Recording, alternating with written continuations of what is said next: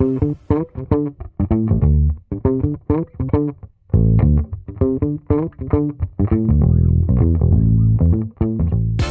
welcome to the Data Engineering Central podcast. I'm Dan Beach, your host. Today we have Andy with us. How's it going, Andy? It's going well, Dan. How are you? Great. So in Iowa, even though it's January, it's like supposed to hit like 55 today, which is strange for us. We don't have a bunch of snow. It's like weird. I don't know. What's the weather like out in Virginia in the winter? We're in an unseasonably warm period here as well. The high today is going to be in the low 70s. Man. Which is summertime, springtime hmm weather here for Virginia. That's going to change, I understand. I'm a bit of a weather weenie. We can talk about that if you'd like to get into it, but Yeah, certainly not a professional by any stretch. yeah, it's like deer season here right now, so I have like my late muzzleloader tags. I have two to fill, and it makes it hard because there's no snow. Probably, Mm, I can't. I'm trying to track a deer. It's just different, right? It's like hunting sure. in the summer. I want to see tracks. If it's white with snow, I can see a deer in the woods. Right now, everything looks gray and like a deer, which means I can't shoot one. Basically, that's what that means. I hunted when I was a kid, much younger man, and just it never stuck with me. It wasn't. I'm not against hunting by hmm any stretch, and I love deer meat. And I think we're coming up on doe season if we haven't Sure. hit that yet here. So the last couple of weeks of deer season, they allow you to hunt doe here. What else do you have for ant? Do you have like black bears out there? I don't know what's in Virginia. Like, do you have any So bears or? Virginia's a weird state. I mean, I've been to Iowa hmm a few times. I don't know everything about Iowa, and I'm lousy about geography. But it's not certainly not the largest state. But it is almost as long as Texas. So Got we're it. we're 400 miles east to west, and I think Texas is like 450 or something. So it is a sizable state in that dimension. We have mountains. We have the Appalachian Mountains, the Blue Ridge part of the Appalachian Sure. Mountains out here. We have the Cumberland Gap is in the farthest That's western famous. part of the Yeah. state. Yep. So Kentucky and Tennessee and Virginia join. My dad lived out there for a while before he passed, and used to go visit him and enjoy and appreciate that. We have a Piedmont area. That's where I live. So kind of southern central Virginia. Red clay is our soil here. Sure. And then, of course, we have the beach, that area, and the swamp down south in northern Virginia is a very densely populated part of the state, which it's kind of the tail that wags the dog because Sure. it's an Yeah. outgrowth of DC, highly metropolitan. I love And the Appalachian Trail. I've read a couple books. Like, it's my dream because I've read a bunch of like through hikes of the Appalachian Trail. So like it's like every software engineer's dream, right? I want to retire and go right. hike the Appalachian Trail, basically. So a good friend is doing that. Oh, Joe seriously? Webb is a legend in the SQL Server data community. He's a Yeah. database administrator extraordinaire, and lives in. He used to live in Tennessee. He moved to Alabama. And he's the past 8, 10, 12 years. He's been hiking a portion of the Appalachian Sure. Trail Doing every the summer. section hike. Yeah. Yeah, and he blogs about it and writes about it and uses it as examples for Sure. business topics and data Yeah. topics. And That's he's awesome. worth a follow on LinkedIn or elsewhere. Yeah, I'll check him out. Yeah, because it's I think the first Appalachian Trail book I read. It was like in my life I was reading. It was like I have a midlife crisis. I opened this Appalachian Trail book on my Kindle, and it's like some dude who's like in his 40s, and he's Hmm. a software engineer, and he's like, I have, at least this job. And I'm like, oh, this is a sign from God. I need to leave my job and go hike the Appalachian Trail. Right, right. Yeah, it's a good and noble thing, and I think any of those uncomfortable, frankly unsafe Sure. um, endeavors that we let ourselves go on to, those are experiences where the growth happens, and you don't get that in a safe career or a safe life. hmm um, and I'm not saying go be a daredevil, and I'm certainly not saying go live go fight in a war or something like that. That's also unsafe. But do the things that stretch you Hmm. and exercise courage, which requires fear. You Yeah, for have to sure. you have to face fear to be courageous. Yeah, I've So noticed. feel the fear, Hmm. step up, do the things that are uncomfortable. Yeah, I'm a big That's backpacker. I like go backpacking a lot, like yeah. climbing mountains, stuff like that. And it's funny that you said that because it does relate to your job to tech, because tech and data, especially data, it's very, I would say it's Sure. stressful. It's, dealing with things, Hmm. with people, with technology, things break, dealing with hard situations. And yeah, I totally agree that doing things outside, doing hard things, they translate back to the tech, right? You're able to overcome obstacles and you're like, oh, if I can climb a mountain, I guess I can solve this deadlock issue or something, right? Like I'll survive kind of thing. Totally agree. Yeah, so you said some stuff earlier that I want to catch up on. You mentioned DBAing stuff, and that's how I know you because I followed you forever. Because when I cut my teeth, I cut it basically on SQL Server. That's where I got in. I'd just be curious to hear your story from way back in the beginning. How you even got in? Was it you got into databases? Did you get into programming? Like, how did you make your way into tech when you were a young gun? Gosh. Well, it's a long story. That's fine. Okay. So, years ago, I was back when the years began with the one. I was an electronics technician, and I became an electrician. Hmm.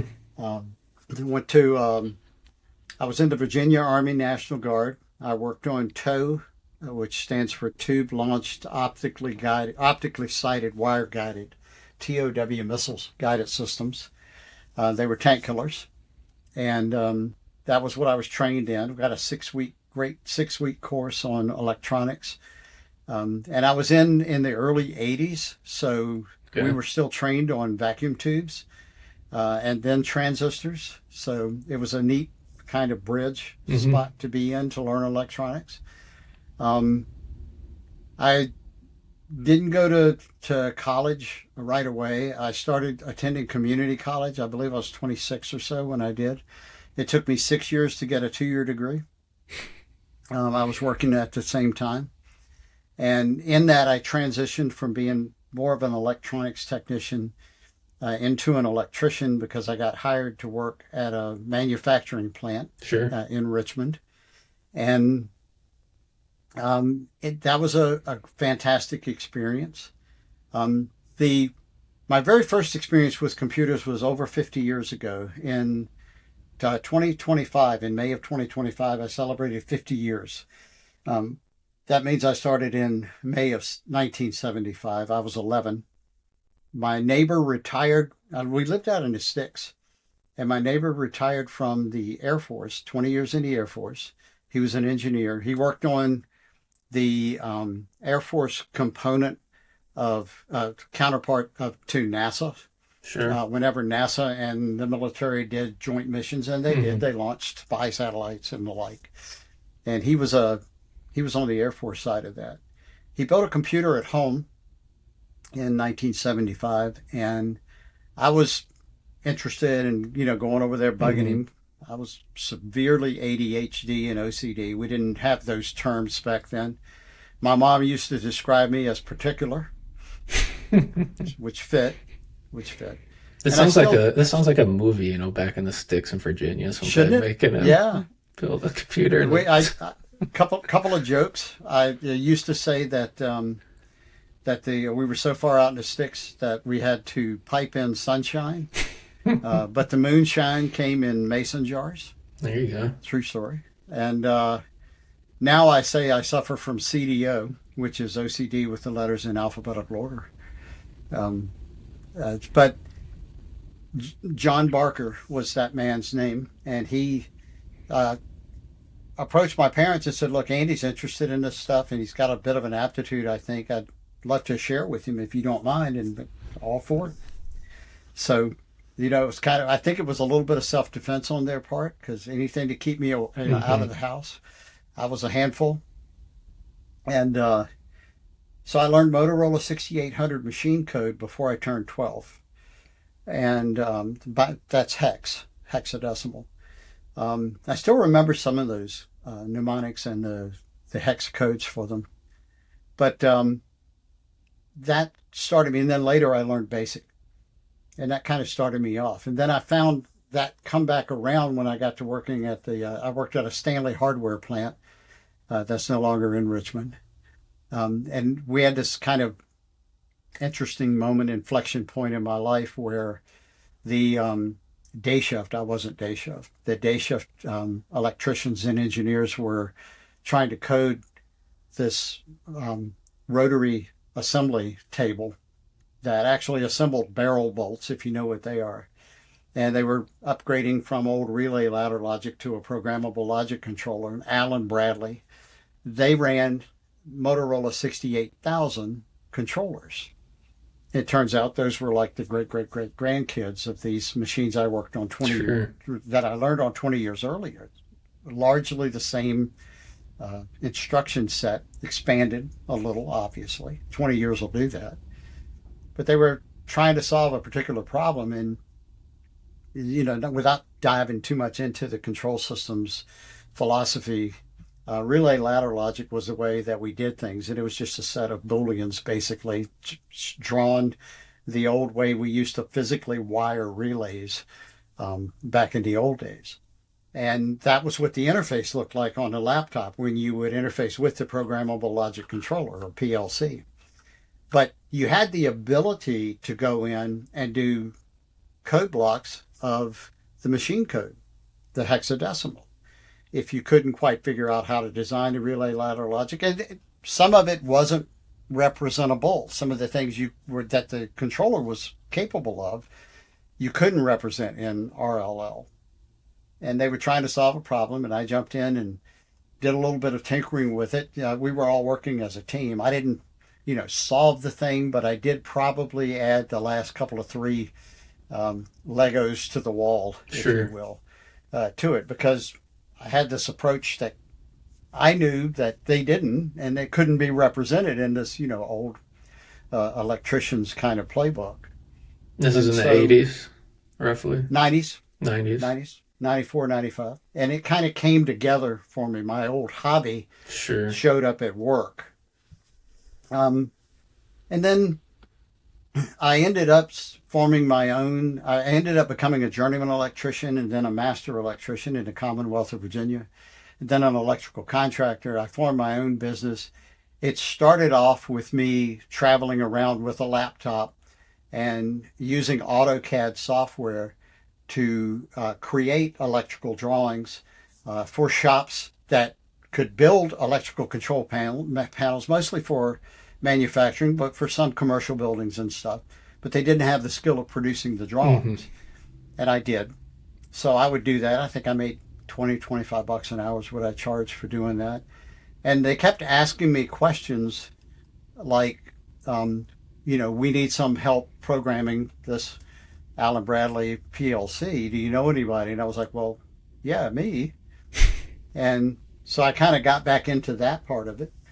And I was, again, shocked at how much the stuff I learned when I was a kid applied to that, thinking in program logic flow, linear program logic flow especially. And it was very helpful, and I knew more than I thought I knew. My old basic programming grew into visual basic programming, and I got into at the factory. I ended up working at 2 factories before I stopped. I ended up doing human machine interface, which is software platforms that are called Wonderware and RSView. And what they are is kind of like drag and drop interfaces, and you connect them to programmable logic controllers, and they interact, they collect data on how the machine is working, and some of that data is used for deciding, how to respond. The simplest example would probably be a temperature sensor that works a lot like a thermostat, except it's a digitized version of a thermostat. So maybe you've got a tank and you've got some liquid in there that you're using maybe for electroplating. That was an example that we had at the hardware plant. And that has to maintain a certain temperature. And it's, there's literal burners underneath that are, you can Hmm. see the flames in a plant, that's turning on to gas flames that are keeping it at a temperature. And they switch on and off. They'll come on, ignite and run to the temperature rises to the right level, and then they'll stop. And you end up with this very, um, hysteresis driven square if you're looking at the graph, and the temperature stays within a certain range. And it's driven by automation. The temperature sensor senses it. It goes back to a very digital, a computer driven programmable logic controller. And when it sees that temperature drop on a scan below the threshold, it turns on the gas. When it sees it hit the upper threshold, it turns off the gas. Very Boolean output there. So working with these HMIs, these human machine interfaces, I ended up starting they called it an integrator. It's a manufacturing term though, systems integrator. And it meant I could redesign often, sometimes design from scratch, the control system. And then I could build the panels. I knew how to do that part, my electrical background. And that's what I would do. I'd build them, wire the electrical control panels, and then put them in the back of my pickup and drive them to the plant, mostly working here in Virginia and North Carolina. It's crazy. It's And like full. That's like the full loop. it was, yeah. And it was really cool, though, and then program the PLCs. That was a kind of a second piece of the job, a second skill, if you will. Hmm. And then programming the human machine interfaces, again, another one. And being able to do that full stack Yeah, it's crazy. it was personally satisfying. Hmm. I enjoyed that, being able to be a turnkey person to deliver all that. And there was this one time, this is getting to SQL Server now, this one time in 97 or so, um, I'm redesigning all of this stuff, and it's this holiday weekend coming up. I want to say it was a Labor Day weekend, and because of the way that it worked out, they were going to shut down the plant on a Friday and do a little mini shutdown Hmm. exercise.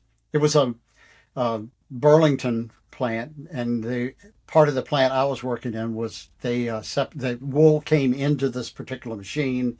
It was washed and pulled and stretched and processed, and eventually turned into thread coming out the other end of it. So it was that automation project. By the way, if you've never hung around manufacturing, I actually that have. takes it. Yeah, so you get it, right?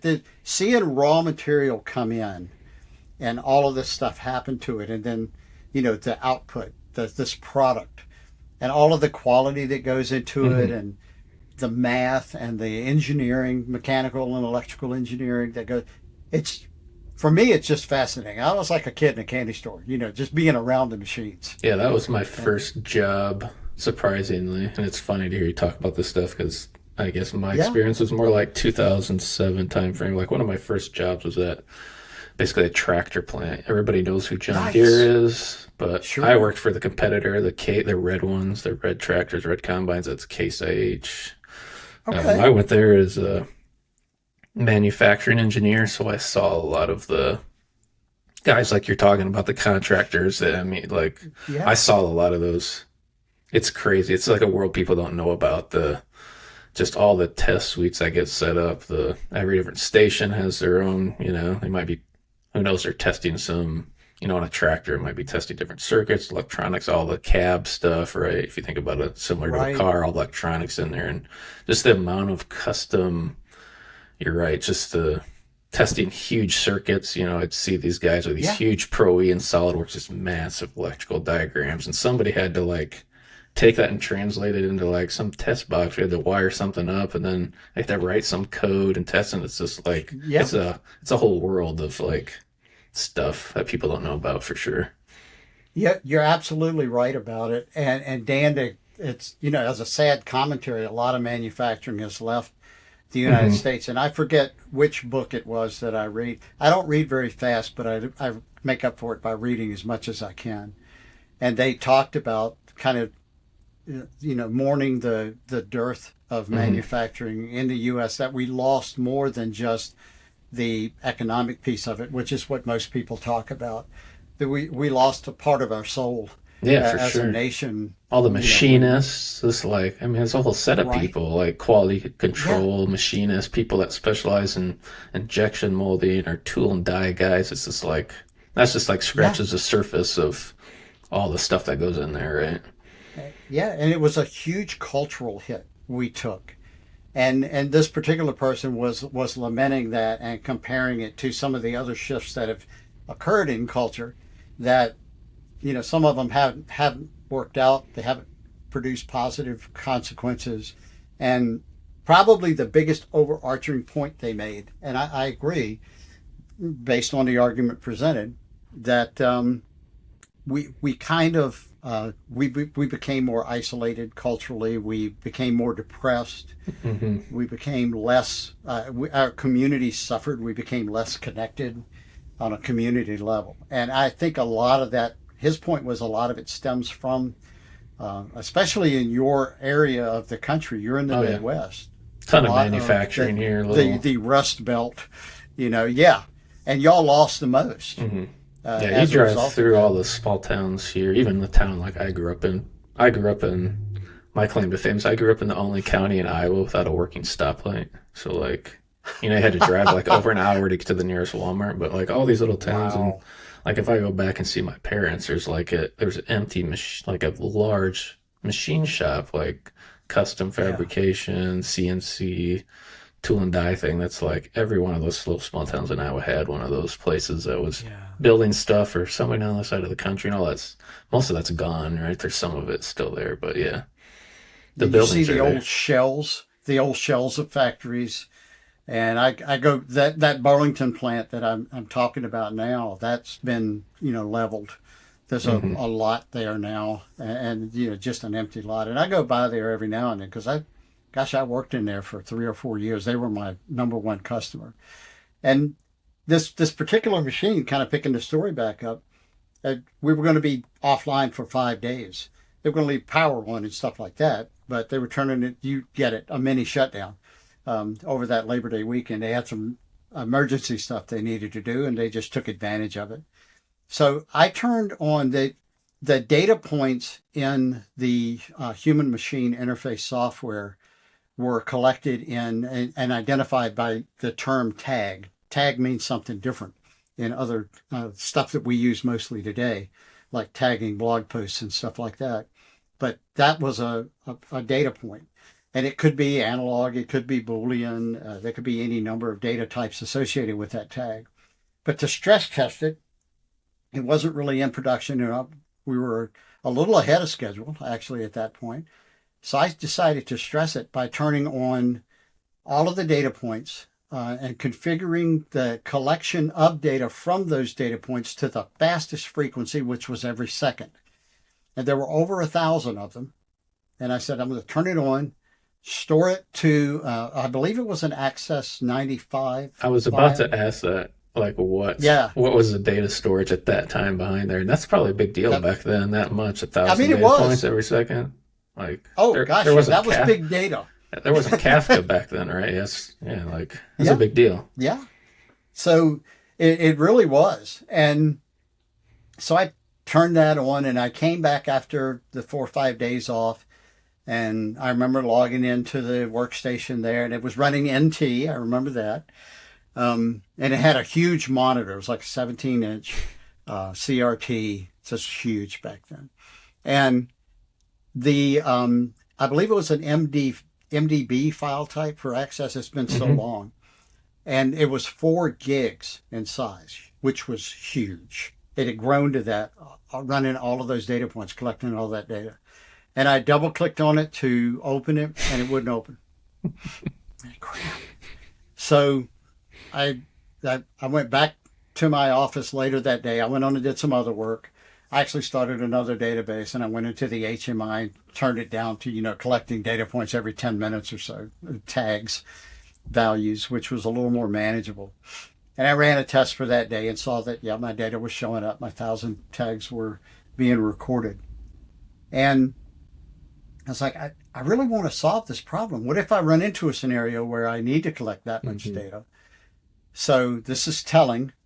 I went to Netscape Navigator I want to say it was either, I think it was a Pentium at that time, Pentium or Pentium 2. Open Netscape Navigator, connected to CompuServe.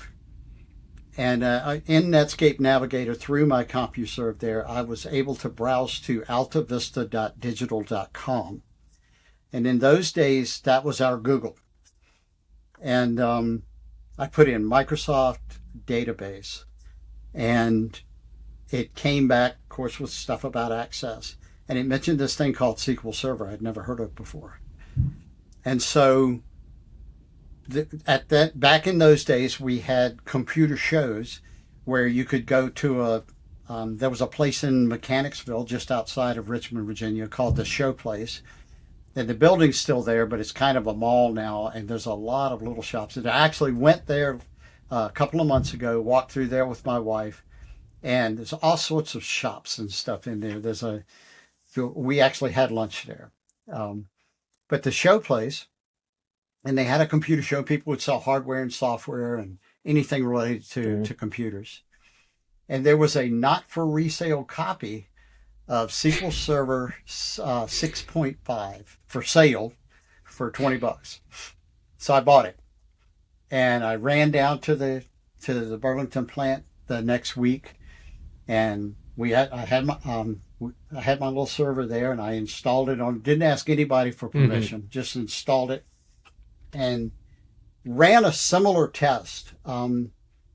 It wasn't a long weekend. This was, the middle to the end of September by this point. But I collected about 2.5 gigs of data over that weekend. Same test, all the tags every second. And back then, I want to say we had Query Analyzer. I was going to say, was an SMS at that? Like, how did no, you? No, not then. Not then. Yeah, so it's Query Analyzer. I was able to open it, connect to the database, read the table, and it was a one big table design, back before we called it OBT. And it was bringing back, it was taking minutes to run a query, to go especially for a specific, period of time, not specific hours, what I was isolating it to. But yeah, it worked. And so, I went to the plant manager and I said, this is what we need, I think, to go forward. They bought a licensed copy of it, and which was the right and proper thing to do. And then SQL Server 7.0 came out, and we upgraded to that. And gosh, it was so much better, than 6.5. And that's how I got into SQL Server. We were still doing. I went on through SQL Server 2000 and did some work there, and I stopped being a software developer. By that time I had I'd been doing a lot of software development in Visual Basic, working through the different versions all the way up to 6.0. I had kind of pivoted when, I want to say it was version 4, it may have been 3, that first came out with the idea of doing object-oriented programming in Visual Basic, but definitely in 4. And I pivoted into that, designing classes and learning how they work. On and off, just dabbling with data as a kind of on the periphery. And then I got a job in Florida. So in 2000, when the NAFTA stuff hit, when which was kind of the thing that changed the dynamic there in manufacturing for y'all, for us too. Burlington began going out of business at that point.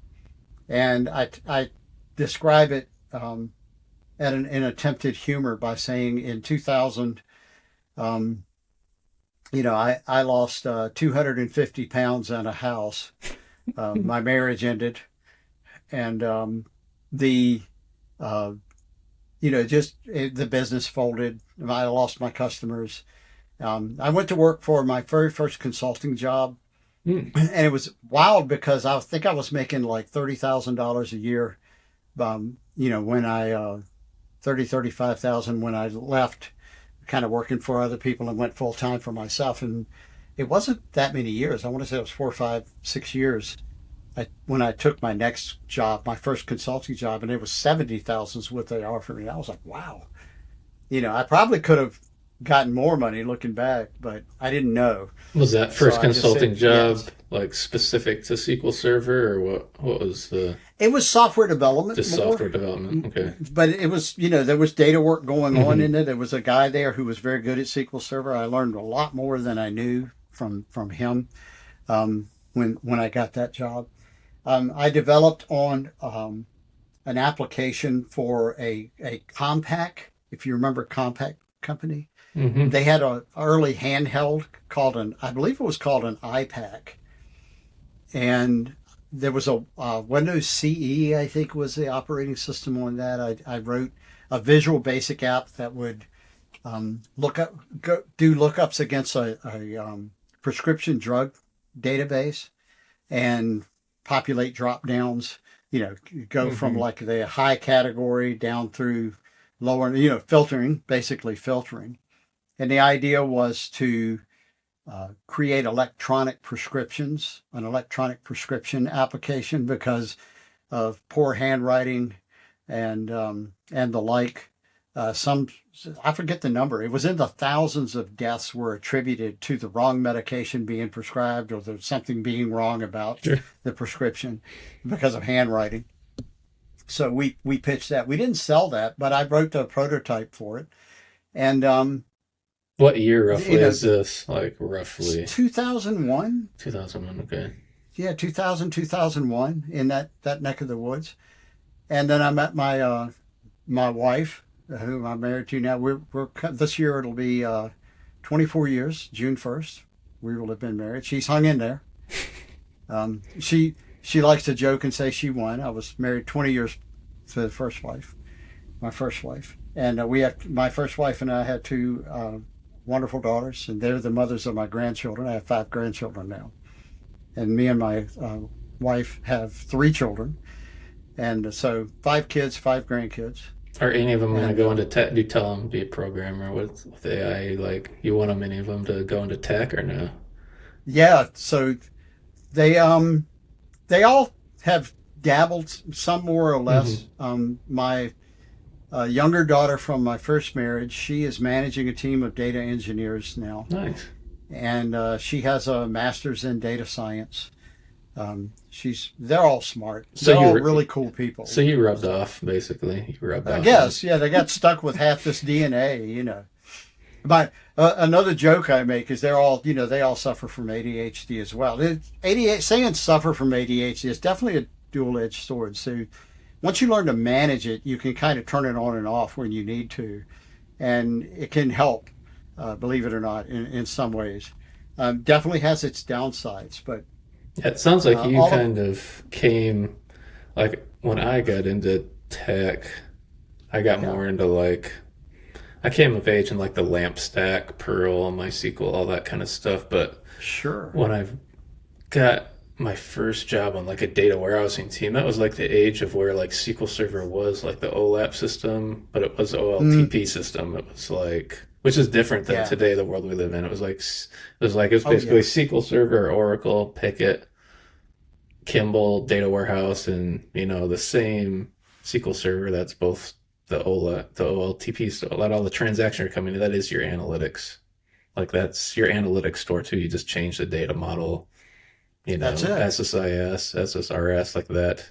It's Oh a yeah, it was a strange time. It's so different than what we have today, right? It's totally different now. really, This, yeah, you're absolutely right. And it's very interesting. Seeing my children learn what they're learning about it. So my youngest daughter now, she's 20 and going to Virginia Tech, and she's in the CS track there, and entertaining the idea of maybe taking kind of a speedy. I'm trying to think of the right terminology, but she wouldn't have. I think in about a year she could get a master's. It's an accelerated. That's the mm-hmm. word I was looking for. Accelerated track for that. She's considering it. She's also considering getting married. So there's this this balance kind of going on there. She probably could do both, but we'll see. We'll see how it all works out. But kind of watching all of them go through this, and you know, and coping with the again, coping with the ADHD, enjoying the benefits of it as well. But you know, all of them have it, Dan, and so I have a joke where I say, what are the odds that I would marry two women that would pass on It's pretty good. ADHD to all of my children? And I know the answer to that because I'm all right at stats. It's 1 in 4, but that's not where they got it. Should So buy a lottery that's what ticket. makes the joke funny, right? Is it's I'm the ADHD Hmm. guy, so that's where they get it. But How did you become an ex? Would you say like how did you become an expert in SQL Server and data? Did you say it's just purely experience back then? Did you try to do any certifications, learn? Did you like start watching Brent Ozar, SQL Server Radio? I remember those guys. Like what was, did you dive into, when did you like dive in deep into the whole of data and SQL and yeah, so I'll start with a disclaimer. I shun the term expert. I say experienced a lot, and sure. you use that. You used experience. Um, I don't consider myself an expert at anything. Um, the I thrive off, and this is I keep bringing up ADHD, but it's part of it. Is you need to change. You need that stimulus. Hmm. That's part of what kind of attracted me to this field in the first place. John saw it, you know, when I was 11. Um, so how did that translate into it? So I was actually a Microsoft certified solutions developer Okay. at right at the turning point of Hmm. right at the cusp of .NET. I was tinkering with .NET. We didn't have a GUI at the time. I would write in Notepad Sure. and save the files, you know, with a Hmm. .vb extension, and then call, you know, the .NET build tools. That's how we did it back then, turn of the century. And I made it into coding um, in a another manufacturing plant. Well, I was working on the intranet, and I was doing basically what we call now manufacturing execution systems. Um, I had built one, didn't know what to call it, and it was a completely web based. I learned Hmm. HTML back then in the 90s, and then active server pages later. But I built that first version, I called it a plant wide web. And it was a combination of, you know, taking my CAD skills. You could turn an AutoCAD drawing into I don't know if it's GIF or GIF, but that file. Hmm. And then on early browsers, you could use those as kind of like maps. You could create areas of a GIF that would be subject to some thing. You could do things like change the color in a portion of that image. And that was kind of the graphical interface I did for it. So I took the whole plant, AutoCAD drawings, they had them, the plant engineers had those, and I converted it into that GIF file. And the whole plant would be on the first page, and it would be either red, green, or red, green, or yellow, you know, using the stoplight analogy. All configurable in a collection of different scoped attributes that would basically determine is this machine in green, in the yellow, or in the red. And Is a SQL Server behind it in the background or? it was, yeah. And it's like that machine I was telling you about, that actually contributed to it. I was, as a just on a lark, I was learning all of this stuff. I already knew how to, you know, do GIF stuff in HTML files. This was before active server pages or anything like that. So effectively, what I wrote was a Visual Basic 3 or 4, maybe a 5 app that was a hidden icon that would live in the taskbar, and it wasn't hidden. Sorry, it was minimized to the system tray, and you could open it up, and it would kind of be your configurations screen. You could what it did was every 10 minutes, it was on a timer running in Visual Basic. It would overwrite the HTML file. We didn't even have dynamic HTML files when I first wrote this. Well, maybe we did, and I didn't know about them.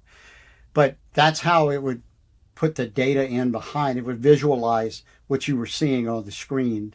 It's a very static HTML file, but Hmm. it was overwritten every 10 minutes. So everybody was running Netscape at the plant in the 90s there, and they would just hit refresh. every 10 minutes or so, and the page would show an update on the plant wide web. And the whole plant would be green, but it was broken into sections. You would click on a section and you may see, well, 4 out of 5 sections were green and one was in the yellow. Well, based on the math and configurations, that would equate to at the zoomed out level, a green status, and so on and so forth. You could zoom into each of those, and eventually you could zoom down to the actual machines and see which status, these 80 machines that dyed material produced in the plant, the status of each one of those, they would be, green, red, or yellow as well. That led into me working on an intranet at another plant. It turned out that plant wide web was a early manufacturing execution system. And I worked at a plant in Jacksonville. I accidentally got a job in Jacksonville, Florida. This is your little Florida stint? Yeah, that was it. Stayed down there for 3.5 years. The first 2 of my and Christy's 3 children were born there. And left that manufacturing job to go do web intelligence for business objects at my very first data warehouse gig. Did you just say business objects? I did say business objects. SAP. Yeah. That's the first. Yeah. Well, it became SAP. Yeah. I thought it was my first data warehouse. My first tech job was a data analyst on a SQL Server team that was business objects. Yeah. So. Okay. So web intelligence was this thing, 2002, 2003. And they had just ported that. It was a kind of a neat setup. It was, business objects ran in its own GUI. Yep. But this was a port to the web. They called it web intelligence. And, the universe, the semantic layer called the universe, that was all in there. And isn't that funny how nothing's changed? It's just like the same, just different regurgitation. It is. It really is. And that I wrote about this. My youngest daughter interviewed me for my 50th anniversary in computing back in May. We did a show. And one of the benefits, it's 50 years of experience in computing is pretty much useless. But one of the places where it has some purposes is what you just said. And you've got it too, right? You've been in this 20 years, 20, 30 years. You see those patterns repeating kind of on that macro level. That's one of the things. You can almost predict what's coming based on where we are in the cycle. You may not have the details right, but it's going to be this in its latest incarnation. So did that, and I got that. They ported that using something called Java Server pages. I didn't even know that existed at the time in the web. And I'd done that plant wide webs. I had that web page I had built for that. So I kind of knew my way around. Was SSIS in the scene at this point or not? No, it wasn't. And I didn't know about DTS had come along because it was an add-on to data transformation services. Became an add-on to SQL Server 2000. I didn't know anything about that, but I was fortunate that I was in Jacksonville because that's where Brian Knight lived and lives in that area. And he's one of the original authors of the data transformation services books. And I ended up working for him, but not before I found myself. So the way I got my MCSD, Microsoft Certified Solutions Developer, was you had to test on a couple of products, and Visual Basic was a gimme. But I started working with something called Visual InterDev, and it was an active server pages, client. And it was the very first time I opened Visual Studio. That was a brand new thing that I encountered there to start with. VB had its own GUI at that time. Well, it turned out that they were struggling. The reason I got hired is they were struggling with these reports in the Java Server pages. And I had SQL Server on my resume at that point. I had, development of intranet reporting from the previous gig. And there was a converter where you could load up active server pages, right into Visual InterDev. I knew this, and they had ported the Java Server Pages app to active server pages. And so that's what we were running, because we were running a Microsoft stack. I forget it wasn't IIS, I don't think, at the time, but it may have been, or it may have been something else they were running on. They had a web server running there. Mm-hmm. I believe it was IIS, an early version of Internet Integration Services, I think is what that was. I forget. But it was web serving. When they ported it over at that time, Business Objects, I believe, was in Paris. And when they ported it from Java Server Pages, they made a couple of changes to some of the methods, but their refactor job missed some spots. It's maybe, I don't know, it's probably 90 or 100 files, active server pages files, and they created like new methods that would work better in ASP than JSP. And they numbered, they had like a number 2 at the end of it, but they forgot to put the number 2 in some of the calls for it. So the page would blow up. Some of these pages, you'd be navigating along and it would give you, I can't find that. Well, I know how to troubleshoot this. It's an active service pages. I'm certified in this. I installed InterDev on my machine, totally no permission. Again, ported the project, created a project, imported all of the files. It was easy. There were tools in there, for refactoring and finding stuff that was broken links effectively in the code. Fixed it. Deployed it, again, not asking anybody. We weren't technically in production at the time. There were power users running on what was going to be promoted to our production server, and fixed all the bugs, zipped up the code, sent it to the Business Objects team over in Paris and said, hey, this works. You missed a few things. It wasn't much. Really, it was, tens of thousands of lines of code. And we're talking about a couple of dozen that had the wrong function called. They sent me a thank you note back, and I was done. We were building reports at that point. We had people specializing in that sort of work. I'm not a good report builder. It turns out I write reports like an engineer, which the first time I heard that, I thought was a compliment. It's not. But we had analysts doing the reports, and my job was done. In the meantime, we had a 5-person team. The SQL Server data warehouse person they had hired was struggling.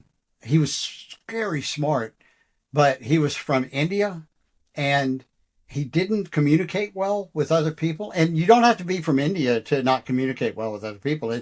I think it was mostly because he was so intelligent. And I've seen this in a number of really smart people. They don't do social interaction well.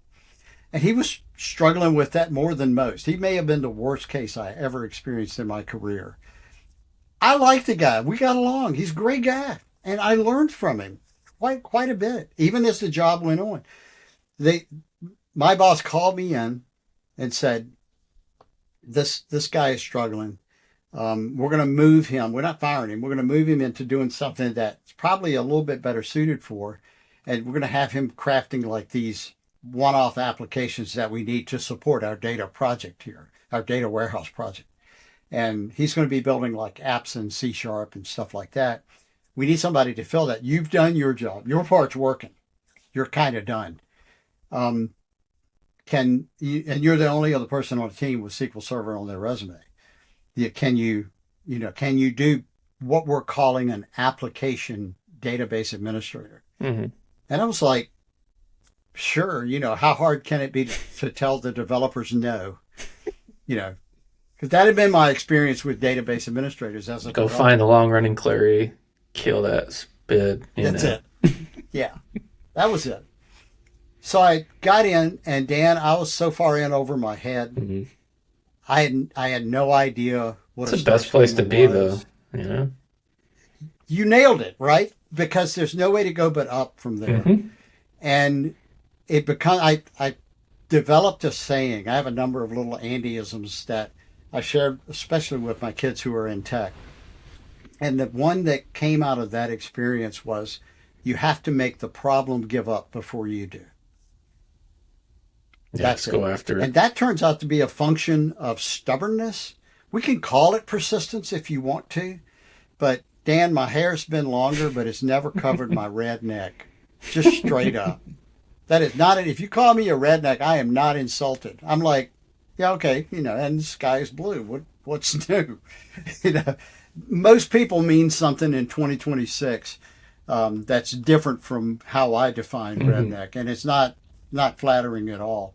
But you know what? I grew up this way, and I own me. For I'm sure. just going to put it that way. Um, I'm a Christian actually, so I believe God owns me. But that's all I'm going to say about that. We're talking about tech, and I've always been stubborn. It helped me in this case to kind of dig out of being so far down and under over my head. I didn't know, my way out. I know one of your Christian friends, by the way. He's a good friend of mine. Roger Vassy. Can call out. Do you know Roger? Yes, He's one of my yes. best friends. I spend a lot of time with him. I'm going to be in a cabin with him in the woods in Well, probably tell him like I two said weeks. hi. I will. Maybe I'll send him this Yeah, after. Shout out to Roger. yes, I go to please. Bible study with him, go to the same church. Okay, awesome, awesome stuff. Well, okay, then I can talk a little more freely Yeah, for sure. than maybe I would. But it's so much a part of my life, and it really pushed me into technical evangelism in addition to Christian evangelism. And it turns out there's a lot of overlap in community and Hmm. church thinking and the way we express ourselves, and definitely a motive for helping others Hmm. and sharing the knowledge, any knowledge that I happened upon. And that's, I think, when people say, typically when they use the word expert, that's what they're referring to. The blog is 20 years old this year, and it's just they it's a false impression. I'll say that to start with, because about 99% about what I write about is not something I figured out. Hmm. That's about 1%. The 99% is stuff I learned from the community. So I'm not self-taught. I'm community taught, and I had this motivation, this drive, um, and it became a mission to share as much of that knowledge as I could to help others as much as I could. I reaped tremendous benefits out of it as a result. Um, in that data warehouse project, I was working for a student loan company there in Jacksonville. We got that project launched. I learned about star schemas. I learned about uh, clustered indexing Sure. there. I am not a DBA, not to this day. I'm just not. I don't think like that. I'm still in the developer mindset. I'll say I'm a developer, but I usually don't say software developer. I say data engineering developer, Hmm. or data engineer, which is software development, but it's a little narrow niche in there, and I'm good at that. I'm not here to, I'm not playing being falsely humble or anything like that. I am a good data engineer, and Yeah, I don't know why. It's a knack. It's just like a fish in water for me. hmm It's just that fits. way. Yeah. I was doing it before I knew what it was Hmm. called. I was doing business intelligence in the Burlington plant in the 90s. I was having to build my own reporting platform. Hmm. Effectively, that's what Plant Wide Webs was. I built my own data acquisition, is what I called it back then, which is now what we call data engineering, Hmm. because it didn't exist. Nobody knew this stuff. There was pieces and parts of it built into the human machine interface, collecting the data tags and being able, but you could collect those tags, Dan, back then. And about half the time, what I saw was people would have built that and not stored it. Hmm. And I'm like, why would you not analyze this data, later to see how you're doing today compared to how you were doing, last week or month or whatever? That was just obvious to me, but it wasn't obvious at the time. It is now. Hmm. Why would you collect data and not store it? That's But interesting. about half the time they weren't. It was just Yeah. everything was live in real time. You think about it though, on the line. You know, when when statistical process control started taking on, and it was 80s, 90s here in the United States, it became a big deal. Six Sigma. And now all of those terms are applied to software, and people, you know, I'll talk to software engineers some, and they'll go, they use that in manufacturing, and I'm like, that's where it came from. you know, W. Edwards Deming, and the legends in these fields, it all came from Hmm. manufacturing. And anyway, now it's all made its way into software. And it's good, not a complaint or anything like, but I cut my teeth on, in the Stanley hardware plant, collecting metrics and stuff like that. And sometimes we were just writing it down on a piece of paper and then going and entering it into Mm-hmm. like an Excel 2.0 or something spreadsheet back then, and doing analysis on it then. But all of these, again, it's more of this 50 years of experience where it kind of comes into play. Collecting the data, and that wasn't just a given back then. It was all real time, it's right in front of the place. But like you were talking about quality control stuff, running the tests, that data was stored.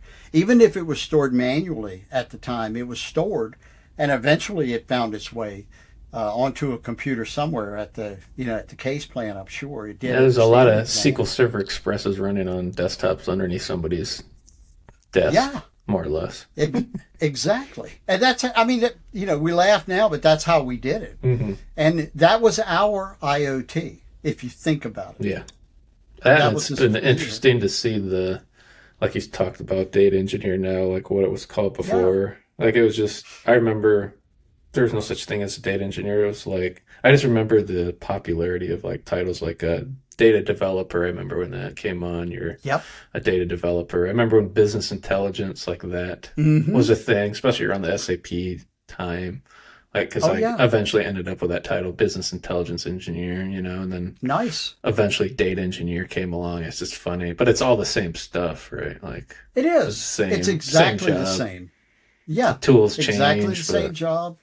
The names change, but we're picking up data from wherever it mhm, originates. And that's the role of IoT and phones now. You see a lot of that in wearables, or, the AI driven wearables, or, this is where all that evolved from. mhm, These are now the originators of data in digital form. And once it gets into digital form, then we can store it in whatever. We got a bajillion formats now we mhm. can store that data in, and then another bajillion platforms we can use to move it around and format it and shape it and analyze it. And it's wonderful. And I think AI is kind of our next, AI is starting to be used more and more in the analysis process.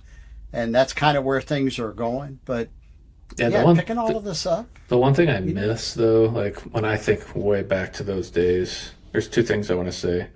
Like sure, I'm not a DBA either because I've sat next to DBAs and it is like a different. It's just a different world, right? Like they sort of dabble in the really data is. analytics, but at the same time, like it's just a different mindset of like these. I've sat next to guys who can run SQL Server failover clusters and can mirror stuff.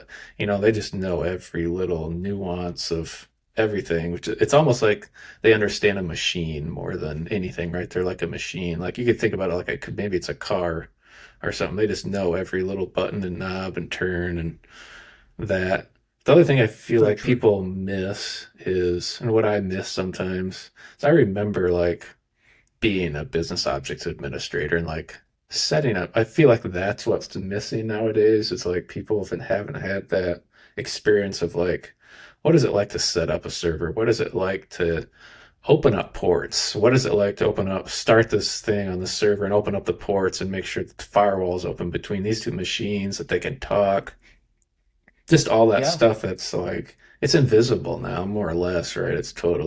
I feel like it's a really lost is. art, not to everyone, but people now can just open a notebook in Databricks and they click run and magically there's compute there and it run. You know what I'm saying? It's like it's not Yeah. even, it's a different world now than it It was. really is. And I like the velocity that we're able to achieve in Hmm. producing reports, getting data from wherever it originates to a report. We're in a whole new world, and AI is changing it yet again. This is the next iteration of that. But yeah, I remember when you were going to provision, a new server, that meant getting in the pickup and driving to town, going to the computer store and buying a box of parts, right? And coming back and assembling all of those, It's crazy. installing the motherboard, installing the CPU, installing the RAM, installing the network cards and the video card and all of that, and setting it up and hooking it to a monitor. And then loading all the software, starting with the OS. It just, you're right. It is It's a a lost different art, world. and it really was. And I'm not throwing off. I'm not calling everybody Hmm. whippersnappers and telling them to get off my lawn by any stretch. Although I am 62, I'm getting up there. Um, but it's it. I think understanding the bit of the history where Hmm. we came from can help, Oh and yeah. not just for it can certainly give you a little bit of perspective and a little bit of a glance at the long tail, but knowing, having our experiences, seeing these things go through a few iterations of the big cycle that lasts, I don't know, 8 to 12 years, it's coming back around. And having gone through this before, I've got a feel for where the bodies are buried, what's going to work here, what may not. And every single time through the cycle, I don't know if you've noticed this or not, it seems like they fix something that you couldn't quite do well. It's Hmm. like Yeah. there's the it's almost like the cycle is born pregnant with the next cycle. Hmm. And it's also carrying, not only is it carrying the seed of the next cycle in it, it's also carrying the poison pill of itself, right? It's going to die. It's going to kill itself because it can't address these needs that the businesses require or the technology really needs. And so you see this on a miniature or a smaller level. You see it on architectural design. You see it on things like as big as client server, Hmm. and then you see the edge move farther out to where it is now. IoT phones and wearables is going to be the next big thing. It's big now. You see that part happening, but then on a kind of a micro scale, not micro, but a medium scale, you see platforms. Hmm. So you'll see in data engineering, you'll see a data transformation services come out. I worked on something called Data Mirror to start with. That was my first exposure to a platform that read the logs on an AS400 and wrote to SQL Server tables. And it was two agents, kind of two services, is what we call night agents. I'm mixing my terms. Same function when you think about it. Two services running, one on the big iron and reading that log file, and then transmitting across the network to another service that was then materializing that data into SQL Server. And that was my first one. That was Data Mirror. And then I learned data transformation services from Brian Knight.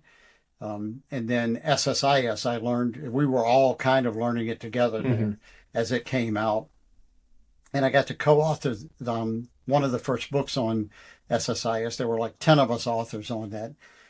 Brian was the lead on that, and there were a couple of other. Brian was a Microsoft valuable professional, an Sure. MVP, Yeah. Hmm. and there were two other MVPs on that, Darren Green and Alan Mitchell, and then there were the rest of us people.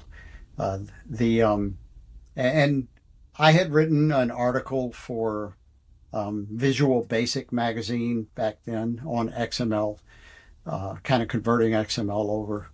I don't even remember what it was about. And I'd written an article on reporting services for SQL Server Central, which Brian Knight and I spent a lot of um, time on that website. yeah, and Ryan and Andy and Steve, they founded that, and then it was bought by Redgate. And Steve Jones is still with them, and he still does this. Part of his job is managing the SQL Server Central website. And I'd written a reporting services article there. Um, and Brian came to me. I was working for him at that time at an insurance company in Jacksonville, and he said, "Do you want to join this writing team?" He had, I think, three or four other authors that were working with him on the book, and they all got very busy with whatever they were doing, and had to drop off the project, which is horrible as an author. I know how that feels. That's a bad feeling when you've got to make that call. Um, but they did, and it opened the door for a bunch of others to join in. A number of us worked there at that insurance company together. And so it was kind of interesting that, after work, we'd stick around after work and kind of powwow and talk about, what we were going to write on. We tried to coordinate the chapters in the book. Everybody was writing a chapter or three. I ended up writing two. And What were your chapters on? Do you remember? one of them was on source control. And I may have actually written the first published chapter on Visual Studio Team System. Got It it. was when it came out, it was Hmm. released in March of 2006. And I wrote my chapter in January of 2006. So if you remember the Visual Studio release cycle, the 2005 release cycle, they released in November. It was November 7th, actually, just over 20 years ago. They released Visual Studio 2005 and SQL Server 2005 together. They tied them together intentionally. And after that, they all said, never again. We're not ever doing that again. Um, they had originally included Visual Studio Team System in that. They were going to release all three of them together. They got a little behind on deliverables with Team System and they postponed it. And it was like March 16th or something, 2006 when they released it. But one of my chapters was on that. The other one was on just some demos on design patterns in SSIS. And I think I wrote one of the three demos I documented. I remember one Kamal Hati had written and did a video on it out at Microsoft. Wrote him and said, "Can I publish your demo and kind of walk through, put it in my own words? What I see here, kind of coming from my perspective as a software developer and all." And he absolutely, I credited him, of course, in it. And I forget the other demo. It wasn't one that I wrote. It was something the same sort of situation. Everybody was the Microsoft developer community and DBA and SQL Server communities are the envy of tech communities on the planet. They really are. It's very open, always been that way, very sharing, still is for the most part. And yeah, it's just huge things there. But yeah, those were what those chapters were about. Got to do that. I remember Brian when he was standing at my cube asking me about it. And he says, do you want to do this? And I said, yes. And he said, Andy, this isn't like writing an article. This is a lot, there's a lot more involved. And I need the help, but if you say no, we'll still be friends. And I was like, no, I'll jump at the chance. I didn't know what else to get into, but who does? And, I learned an awful lot. I was very blessed to have someone as experienced an author as Hmm. Brian Knight to work with there, lead the team, and lots of questions and misunderstandings. I submitted that first chapter, and the editor wrote me back, and he said, "This is too superficial and shallow for me to send to the technical editor." And I was like, all right. Like I wrote back, and I said, "Are you firing me?" And he says, "No." And we ended up getting on the phone and he says, "Tell me about yourself." And I did. And I told him I was an engineer, had an associate's degree in electronics engineering technology and kind of been my thing. And he went, "Oh." And I'd never heard that reaction before, Dan. "Oh."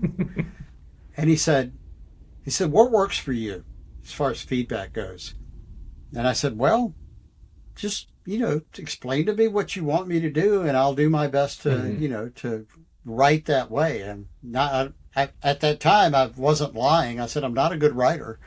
This is brand new to me. I've written a couple of articles and this is the first time I've tried a book." He said, "Okay, here's what I need you to do. Every sentence that you wrote me is really the topic sentence of a paragraph. So I need you to expand on Hmm. every one of those sentences, pretty much, about 80% of them, really." And he said, "Just to let you know, the reason I wrote back to you what I did was I'm more of a basketball coach. And I was trying to punch you and have you fight me back. That's what I wanted. And you didn't fight me back. You said, 'Are you firing me?'" He said, "So I was trying to motivate you. I didn't realize you were an engineer. You're not wrong. You're not the only engineer that reacted the way you did. That's why I wanted to call you and talk you through this." And it worked out. The chapter came out, and that book sold crazy. I mean, I don't know, it was tens of thousands of copies that book sold, and It was like, the equivalent of a John Grisham novel in tech books. So, and it's totally ruined me, right? That was my first book experience. Sure. And so I've written over a dozen more. And it's been like that. I think that book, I made more money off that book than I did Sure. on all the rest combined, so. Speaking of But content and writing and code and yeah, AI, what's your opinion on do you use AI for writing now? Do you use it for code? Like, how is AI so working I into your am, workflow now? yeah. So the short answer is yes, all of the above. It didn't start that way. 3 years and 2 months ago is when ChatGPT officially launched, November 2022. And I played with it. I tried to get it to do some code, and it didn't do very well back then. And about every 6 or so months, I would try again. Hmm. I think I did subscribe until it had been out for about a year. I started paying for ChatGPT, but I was still trying to get it to do stuff that it just wouldn't do well. Hmm. And I thought, yeah, okay, whatever. It'll probably get there one day. It'll definitely get better because I could see improvements, and they were rapid. It's definitely getting better and better. Hallucination was a huge problem, and it lied convincingly when it hallucinated. Hmm. Um, it was useful every now and then for stuff, taking the edges off of an engineer written email. That Hmm. was For one of sure. the first uses I found for it. In March of last year, 10 months ago, I finally got ChatGPT to do something that I'd never seen it do before. And actually, I say that I got it to write some code, and the code worked. But a friend of mine, a guy named Lev Selector, and Lev does a show every Friday at 2 p.m. on YouTube. He actually does it as a stream on Zoom. And if you go look Lev Selector up, I think the credentials and stuff you need to connect to the live Zoom call are there. But he's got a YouTube channel, and it's the same stuff. He just hits record and does his show. He had been talking, Lev and I had worked together. I met him through a contract in 2021. And we became friends. He's still friends. And he had been bragging about this thing called Claude Code, or not Code at the time, Claude. And I tried Claude, and it actually wrote functional code for me in about 45 minutes. It wrote a REST API driven loader. It loaded a tree view with Fabric Data Factory pipelines. And so could I learn that and code it? Yes, but it would have taken me time. And it would have been way more than the 45 minutes it took me to actually get the REST APIs working, because I dabbled with REST APIs, but it was calling methods that are standard REST methods that I didn't even know existed. That's a fact. That's 10 months ago. And it did it in 45 minutes. That was my aha moment. And I realized that, and by the way, that app is out there. It's matured some. It's called Fabric Navigator now, and it's available at my DELMSuite.com website. If you go search for Fabric Navigator, you'll probably find it. It's been out, I don't know, almost a year. And it's free. You can download it, and I've got links in the help to blog posts where I tell you how to set up the security so you can get everything going and use it. And I pat myself on the back a little bit. It was kind of cool. The interface to Fabric at that time was a little clunky online. It was a web-based interface. And they've made vast improvements to it here last year since then. But at the time, they didn't have that kind of information density that they presented. And if you're a data engineer, you know this, Dan. Hmm. You're not in enterprise data engineering. You're rarely working on one artifact at a time, Hmm. one notebook or pipeline or script. It's usually you're creating a suite of these sorts of things. Often in the early and later phases of the kind of the flow, you can copy and paste and edit, because those are the complexity lies in the middle. You can Hmm. it's almost a bell curve. That's, so transformation. That's where it's very case by Hmm. case. You're looking at a source and transforming it so that it's Capturing shaped business and logic, yeah, fitted. all in the middle. That's it. Yeah, that's all the complexity. But staging, that's not hard. You Hmm. read the whatever, you write it to whatever. Um, Once you've got the data kind of shaped and how you want it, and you're maybe in that operational data store kind of format, maybe even like something like a pre-star schema. I don't know the right terms to describe all this, but then it's just to blow it out into a star. And it's almost like read it from the source, write it to stage. It's kind of that you're reading from this whatever and writing it into the star itself, or, whatever data vault, whatever you're using as your end goal shape there. But, you know, kind of getting the information density is important because often you're working with a couple of dozen artifacts and they're going to be interrelated, especially when you're in that transformation phase and you're trying to figure things out. And some of these, you start looking at snowflake dimensions in a star schema. There may be 5 or 6 layers to that, and determining how you're going to run that. Today, if I'm building that, I'd build what I call a controller pipeline, or even a script or whatever. And basically, I load, if it's a hierarchy that I'm loading in a snowflake, and it almost always is, then I load the top one first because I need that surrogate key from anything new added to that may be added on the next layer down. And, in a star, that's the way you get it. If you get it, if you know, you Hmm. know, and if you don't, it's not hard to learn. I learned it. And I think Dan learned it. So, it's data engineering is just this kind of collection of skills where you learn these sorts of patterns and tips and tricks, and it becomes second nature pretty quickly. Honest, it's not hard.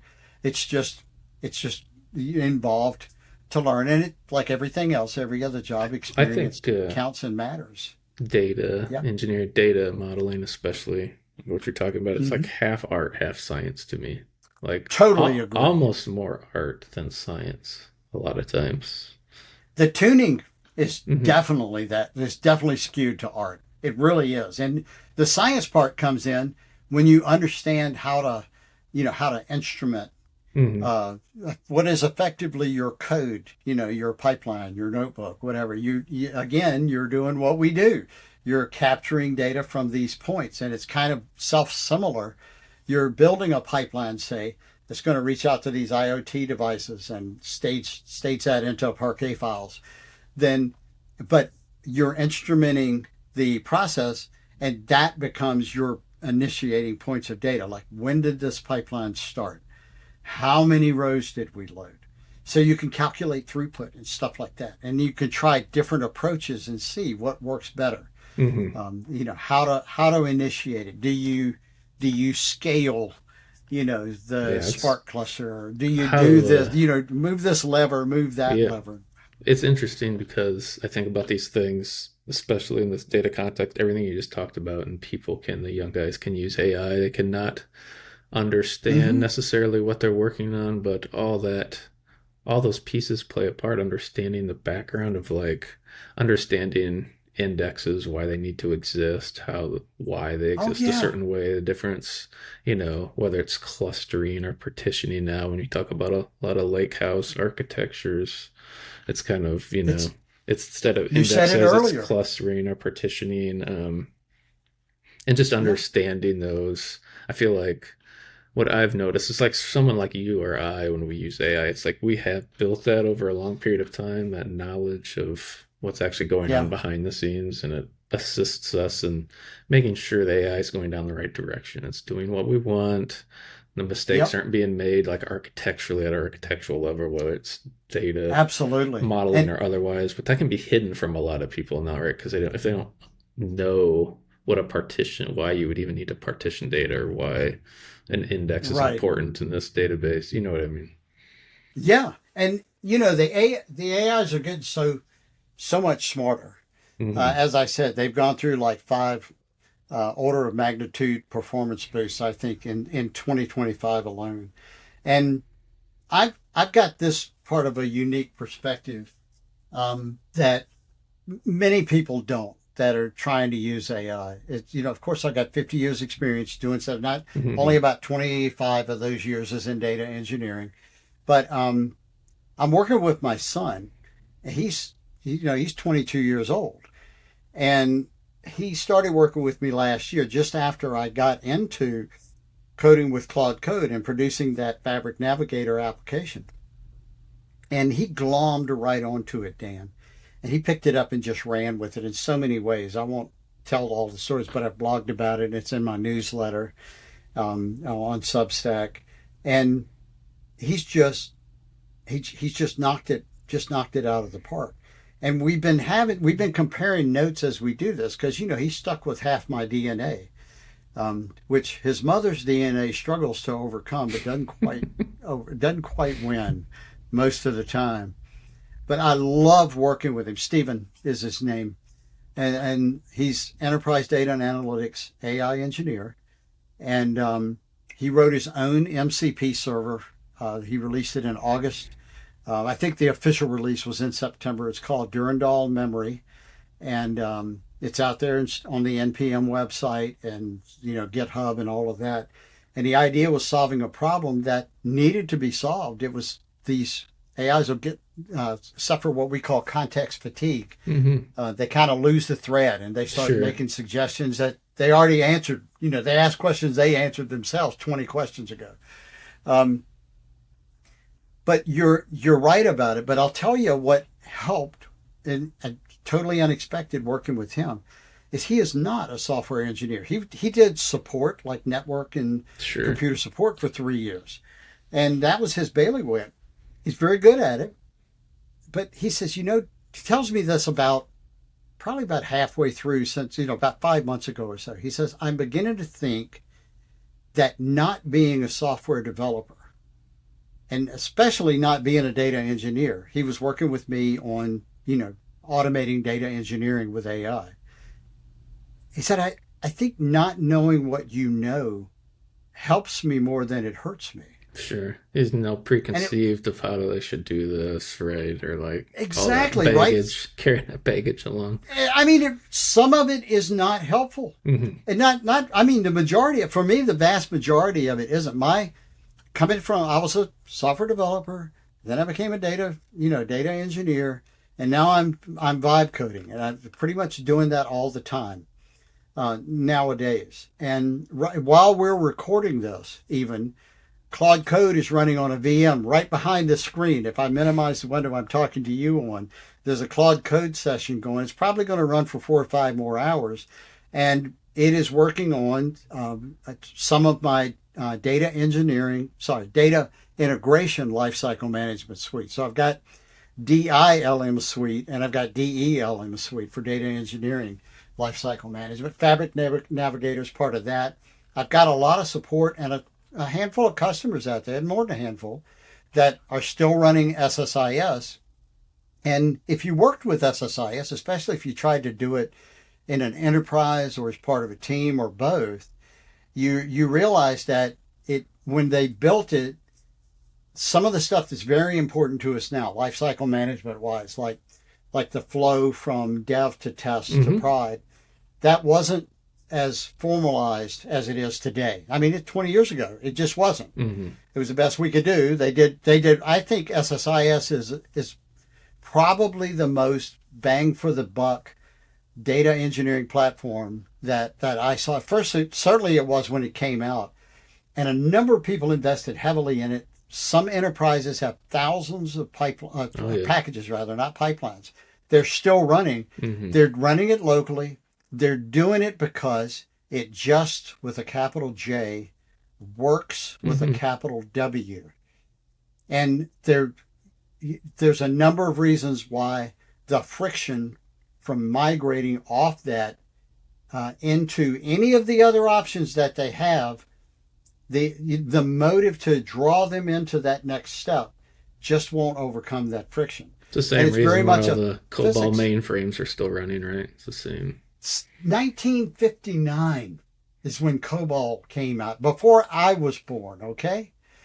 So Yeah, they're about it's like 10 miles from me. exactly There's that. like a bunch of insurance companies running COBOL mainframes, like on Absolutely. server farms underneath their buildings, like 10 miles from me. It's Exactly. amazing to And think about. Capital J just, Yeah, capital right. W works. Why would they change? And will AI change COBOL? It might. It might Maybe. be able to migrate some of those Hmm. applications, but the truth is, the reason that these platforms are still in use is because they just work. They just work. And, But it is you interesting to know, think about the AI, the barriers, like you talk about your son not being a yeah, software developer and like not having these preconceived notions. Therefore, it makes him able to innovate in a way that maybe we couldn't it because he doesn't really have does. these ideas or whatever in his head, right? He just, oh, I want to do this Yeah, thing, so I'm just going to do it because nobody told me it's not possible or I that didn't bring you're something from the nailing it, past. Dan. Yeah, it's there. I read once that people of Inuit backgrounds, in the Arctic, Hmm. that they would sometimes take off on foot in the middle of just a horrific blizzard. Where nowadays we expect people to just freeze to death, not survive, and they would just wrap way up and travel as far as they could that day and then sit down with their back to the wind, and the snow blowing over them would basically build a shelter, Sure. and they would just keep hollowing it out until it was enough. They just catch a night's sleep there, get up the next day. They go hundreds of miles this way, and it was the mindset that you just described. They didn't have it in their mind that it was supposed Hmm. to kill them. Yeah, right. Their culture was grandpa did this.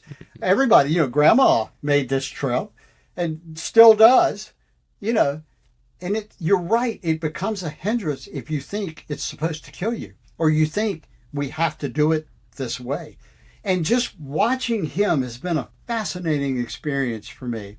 First off, we have a phenomenal relationship. I mean, I, and it means so much to me because I didn't have a relationship like this with my dad. So this is a whole different experience for me. In fact, it weirded me out when all of my kids wanted to spend time with me and be around me. I'm like, yeah, no, that's wrong. You're not supposed to feel that way about your dad. But it took me a while in some therapy to kind of work through all of that and get to the spot where I still have this very small, very deep inward kind of knee jerk reaction whenever they say something nice. I'm just like, what? I feel like we had the same kind of dad, conservative, small town, middle of the backwoods, It's different. well, did the best. So to be fair, did the best he Hmm. could. No, no They doubt. just did things But to you when you did something wrong. That probably doesn't happen today. no, no, not at all. I understand. You have to say it was a different time. We, Right. we could say that. Check that box, and talk about the fun stuff. But now, gosh, this relationship is just incredible. So he shares things with me, way more open with me than I was about my dad, and I share things with him that I wouldn't share with others either. But kind of having that meeting of the minds and him being willing, even just willing to say what he said about that. That's that's huge. And some of the ideas we're working on right now, and we're kind of bringing and cross pollinating from our various experiences. Hmm. Him with this network management and tech support, IT support at a small startup. He's kind of bringing some experiences of that into what he's building with IT. He's also running a marketing company. He and his best friend from his teenage years, they started a marketing company a couple of years ago, and they've just kind of got to that spot where they're beginning to make money. Nice. And What is it yeah, called? People can go look it up. it's called Shrike Media. So Shrike People Media, go Google it if they want to check him out. that's it. They've got a channel. They do a lot on social media. They're Instagram and the like, TikTok.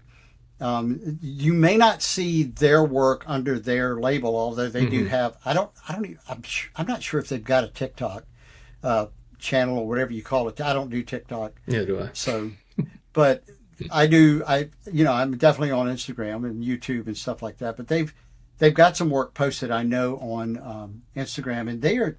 You can just kind of go back and look at the early stuff they've left up, which I think is awesome, and just see how they've Hmm. grown in their stuff. And the latest things they did, they were working for a client, a restaurant here in Farmville for the New Year's Eve party, and just the quality of the video and the editing and all of the stuff they did. he was actually whining to me because because he was disappointed that it took like a day to get to, I don't know, 5 or 6 thousand hits. And I'm like, I'd like to get 5 or 6 thousand Right? hits. That's a good YouTube video for me, get the six Yeah, thousand mark. yeah. And he's like, yeah, it took a day. Really? Yeah, Anyway, this brings up an interesting topic. If you have the time, of like this idea of like you have someone like your son, new Claude Code, you would, I mean, in the old days, you would call them like a junior developer or something, maybe, right? Like, yep, if you think about that, I'm curious. Like, it seems like the barrier between, and to some people, this is probably controversial. I don't know. yeah, Like, this barrier between like what a senior engineer used to be able to do and what a developer, like a junior, quote unquote, like that yeah, has shrunk just on a basis of like code production, etc. But it really makes this, I feel like the what I would call like the staff or principal or architect, like that has become like that role is very, I think maybe it'll become more important in the future, right? Because these yeah, other barriers are down. Like the code barrier clearly has come down, whether people like it or not. It's just absolutely. the world we live in now. Just get on Yep. board. It's gone down. But You're this staff level of like, I don't know, like you said, working with people, talking to the yeah. business, understanding requirements, like that's where the staff, like that upper level becomes, that other stuff, like the non-coding stuff becomes very important all of a sudden, which is what those people were doing mostly before anyways. I don't Yep. know if you agree with that or have seen that or where you think that'll go. I completely agree with everything that you said about that. The importance of expertise, I think, is going to increase, and it is increasing, and it's because of not it less and less because the AIs hallucinate. Um, it, there was a tweet that came out, I don't know, 2 years ago, where somebody said people are talking about AIs hallucinating. That's all they do is hallucinate. LLMs, that's all they do. You should be shocked when they get it right. That the nearest neighbor algorithms in vector math and matrix math produce the right next word. Mm-hmm. That should be shocking to you. That's the miracle, not that they hallucinate. But all of that's evolved, and it's evolving again at a rate we've never seen before in technology, just hands down. Mm-hmm. So I agree with everything you said. I would extend it to the to two groups that come up in a book called Vibe Coding. I've just started listening to the audiobook. It came out over the summer. It's by Gene Kim, the DevOps guy, and a guy named Steve Yege, who's got like 20 years experience in Silicon Valley working for, I think, Amazon and Google and two other, companies that did one senior developer, but a slow adopter. Interesting mix if you think about it. Mm-hmm. Just got into Git in 2021, started vibe coding in March, like me, and now he's got a book out about vibe coding. The two groups that are also going to benefit from it are the older dogs, like myself, who, when I coded, I still do data engineering. And I consider data engineering software development. Don't get me wrong, but Mm-hmm. writing software as a software developer is something I haven't done in decades. And so I've been doing a little bit of it kind of on the side. I built those DILM suite tools over the past 10 years in C Sharp. That's what I made the jump from VB to C Sharp in 2015. And the only way I was able to do it was by making myself start a project in C Sharp. Mm-hmm. And some of that old code is in there and it's horrendous. That's what, in fact, I mentioned Claude Code is working behind the scenes today. It's fixing that code. That's its job. That's doing the first of 5 passes on that code. And I expect it to run all night because it's tens of thousands of hundreds of thousands of lines of code that it's looking at and making suggestions to change. It's in planning mode right now, Mm-hmm. which is super cool. That's group number one. Group number two is the people kind of on the other side of Stephen, that Stephen has exposure to technology. He kind of gets it. And so if you talk to him, about what you're trying to do, you can explain it to him. And, I explained data engineering to him in about an hour and a half back in May. I kind of walked him through what we do. And he got it and ran with it. But the people beyond that, and some of these are people who fall into that category of analysts and more business people, and especially people who are good at communications. Here's what I found. If you're using AI, and I mostly use Claude Code, but I rely on Grok. Grok helps me a lot with infrastructure stuff. Grok wrote the 8-page script. I printed it to help me take my laptop. I got a new laptop in November to take it, make it dual boot into Ubuntu. So it wrote the script that I followed and it nailed it. After I got into Ubuntu, it turns out that Ubuntu is highly flexible. Linux in general, a lot more flexibility than you get kind of in a more canned Windows 11 Pro install, which is another way of saying it's also way more complicated to get some stuff that are very simple to get going in Windows going. So I had to battle that back and forth. I was on my phone a lot while I had the Ubuntu image running on here, and I was typing scripts, reading them off my phone. I was using Claude a lot to do the troubleshooting.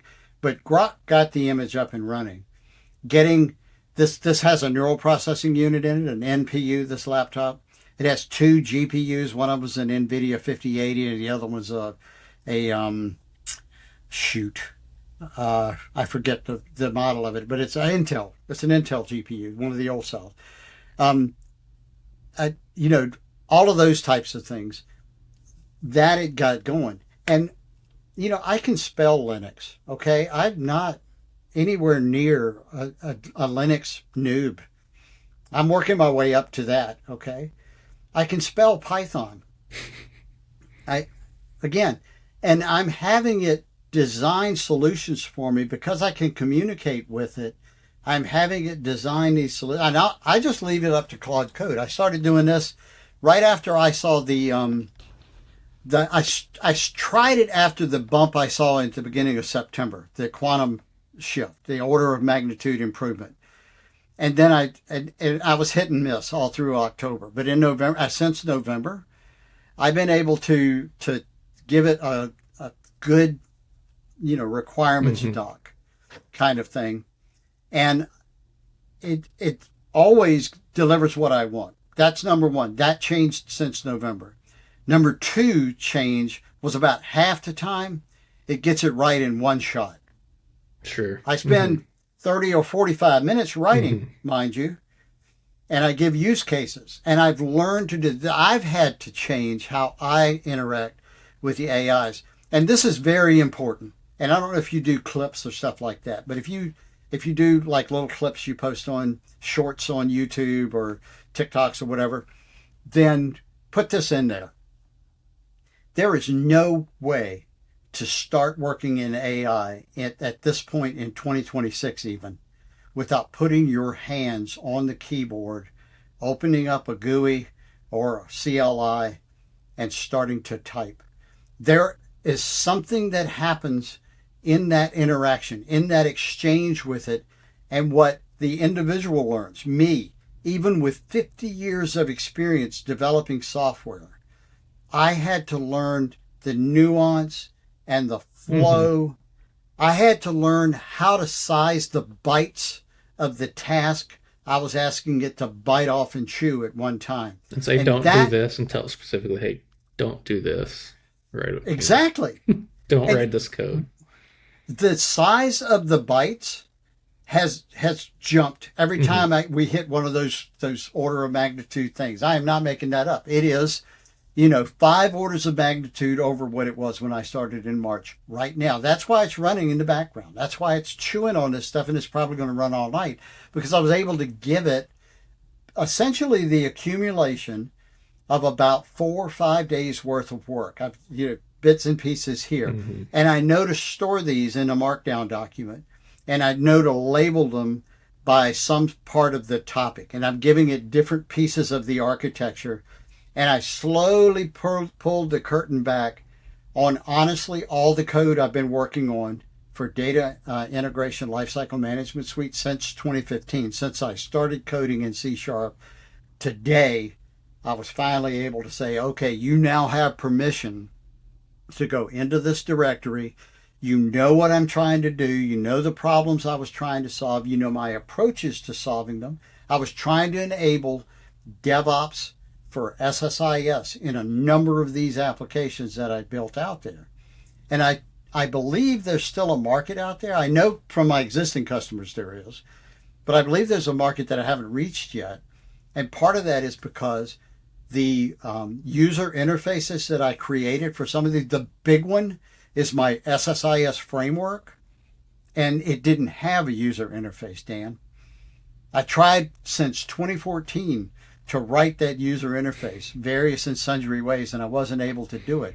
But I've been able to produce this just in 2025. Mm-hmm. I've been able to use Claude Code in my Data Engineering Friday show to build a framework interface using Claude Code live in front of the audience. I've been getting the hallucinations and the code blowing up and having to do the reboots right there in front of God and everybody every Friday since January 17th. And I built that interface using Claude Code through this. It's an Azure Data Factory framework, not an SSIS one. But it did that, and it worked. And what was totally unexpected is I feel about this like I felt 50 years ago when I was 12 years old and able to, and what it is it's not the code I've learned, because it isn't the code. I'm not writing the code. What I'm doing is I'm producing. Yeah. I'm producing results. And it took time for me to sink my mind and learn these new patterns of thought and what's going to work for that AI and what's not. And just since March, 10 short months is all it's taken me to get to the point where I feel confident and comfortable handing over the code. I'm not alone. Andre Karpathy, a world famous software developer, wrote a lot of the tools that we use today in coding. Boris Cherny, who started Claude Code at Anthropic in September of 2024 as a little internal side project. Both of them posted in the last 10 days. Andre started by saying, I feel so behind. Yeah, read that one. You saw that one? Yeah. And Boris's reply, me too. And if you read that catches you, doesn't it? That caught me. Right? It's like, wait a minute. It made me reevaluate myself a little bit. If they're saying that. I don't know how it made you feel. But I'll tell you what it made me feel like. Okay, I'm not alone. Mm-hmm. Right? I'm right there struggling with you. It's a new frontier, and everybody's on the same frontier, right? Yeah. And everybody is, you're absolutely right. Frontier is a great way to describe it. And I can sense the joy in the post. They're feeling what I'm feeling, and you're probably feeling it too. And it's not, all of a sudden, what it clarified for me is it wasn't writing the code that made me feel good. It was seeing the code succeed. Solving a problem. Seeing the end result, like the feedback loop mentally. And it's 100 times faster now. Mm-hmm. Claude Code writes code 1,000 times faster than I can. And it used to take, the numbers I was using when I made this similar statement 6 months ago was it writes it 100 times faster than I do, and it gets it wrong about 90% of the time. The end result is 10 times faster. Mm-hmm. That's okay. That's good. And now it's jumped in order of magnitude. Now it's 1,000 and 100. That's where it is right now. And it's just, that curve is not going anywhere. What does it mean for our jobs? Mm-hmm. What does it mean for there are hundreds of millions of software developers around the planet. It does keep me up at night just a little bit. You know? I think it should. I think it's a fair thing, but like figuring out how do I fit myself into this? Like, should I just like focus on being a creator? You know, like it's a fair question, and I think the answer is yes. Not focus on being a creator, but keep creating. I think Hmm. that's a noble and good thing that you're doing, Dan. And your newsletter is phenomenal. If you don't subscribe to Dan's newsletter, go do that. It's a great resource. It's I want to say it's Data Engineering Central. Central. Hmm. And if you do that, you go to Substack.com and check that out. You can subscribe to Substack for free. Dan writes a lot of free stuff. I don't think I'm a paid subscriber yet. Probably going to happen here soon. As soon as I get, I'll give you a as, free one. I'll give don't you do one. it. Oh, I yeah. want to pay. No, but it's again, it's Substack right now feels a lot like Twitter did before Doesn't it? 2012. That's what I feel like. Yeah, it's just got the algorithm is amazing. Hmm. And I find every time it suggests somebody new for me, my go-to used to be X. I'm still on X. I'm pretty active in there. I'm active on semi-active on Blue Sky, still active on LinkedIn. My go-to switched late last year from when I scrolling X. I started scrolling Substack. Got the phone app, and I just because the feed is amazing, and they're It is. called notes Hmm. on Substack, and you can post a note without posting a newsletter. It's a cool platform. You owe it to yourself. If you're thinking about becoming a creator, a writer, or video, you can do video podcasts even. Yeah, it's Yeah, anything. So I highly recommend you take a look at Substack. So, yeah, just it kind of again getting back to the AI pieces of that and how that all goes. I had this anecdote. I lived through this when I first got in to messing around with databases. Again, SQL Server specifically in the late '90s. Automation was in its infancy, especially database administration automation. And at that time, you would pay a DBA $50,000 a year, and you had 10 databases maybe that they would manage in a large enterprise. So if you did the math on that, you were paying about $5,000 a year. We're going to leave out the other expenses here. Go with me. It's contrived. $5,000 per year per database. Keep the database running, right? Well, then automation got a little bit better and monitoring got a little bit better. And the same DBA in just a few years, a couple of 3 years actually after that, could then monitor 20 databases and administer 20. And that cut the number in half. So now it costs you $2,500 per year to for that same database. Well, that automation it did these same sort of quantum leaps that I'm seeing. Not as fast, mind you, as what AI is doing, but it happened, every couple of years. It would go an order of magnitude. And in some instances, and there's a lot of caveats, and you can just imagine asterisks across the screen here that, that go with this. But in some enterprises, the DBAs that 15 years earlier were managing 10 databases, started managing 10,000. That happened. That's real numbers. And so if you do the math on that, it was costing you $5,000 per database. Now it's costing you $5. That is a game changer. The economics of that is a game changer. There's a lot of economics kind of rolling into similar economics rolling into ROI. Here's what I saw. I saw as the number of databases a DBA could be expected to administer increased. I saw the number of DBAs being hired fall off first. And then I saw DBAs being let go. And that kind of was a chaotic period there that lasted, I don't know, a couple of 3 years over the early 2000s. Yep. Then the crazy thing happened when the cost of managing the database dropped to, $5. They couldn't find enough DBAs all of a sudden. So the hiring ramped right back up and eventually exceeded where in my, back of the napkin Those math. guys now probably make really good money because it's They few and do. far between, you know what I'm saying? Right. And so what happened was the market compensated in this way. This was the dynamic I observed. The number of DBAs needed dropped. And so they went and did other jobs.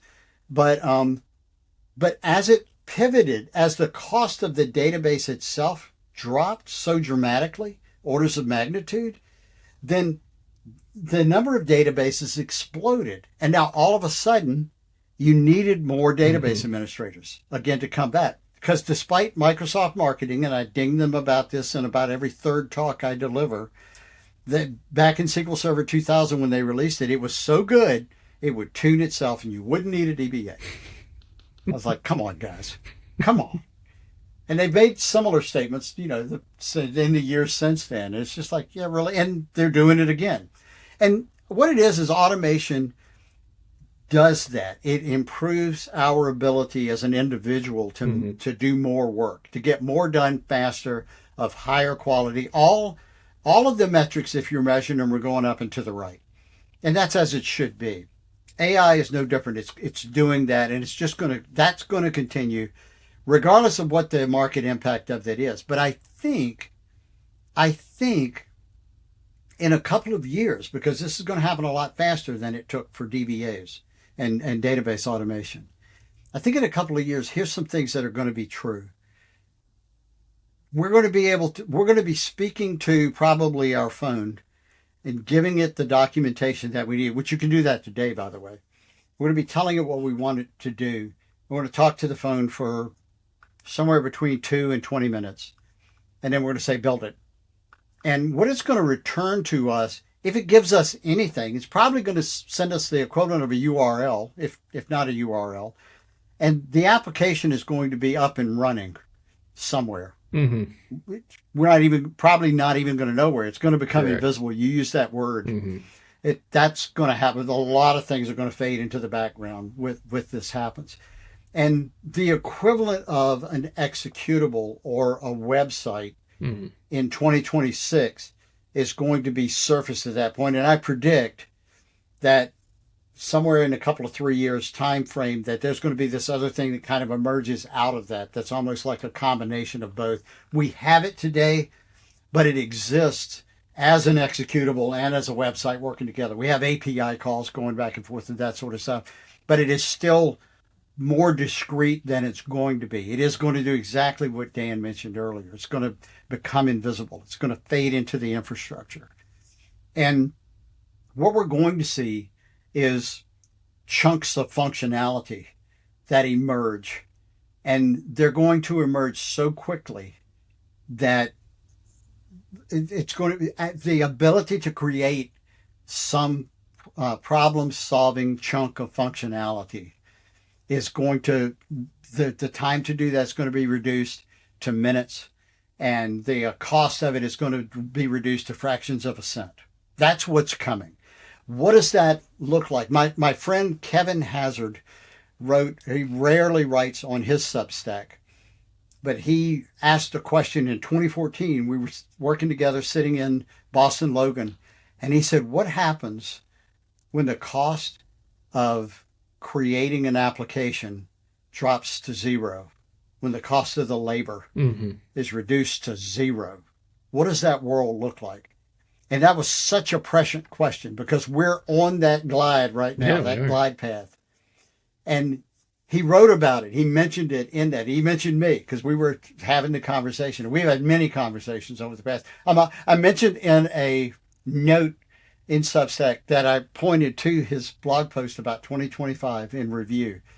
I said, I have mixed emotions about recommending people read Kevin's work because I've kind of had him all to myself, me and a handful of close friends, and it's almost like a competitive advantage.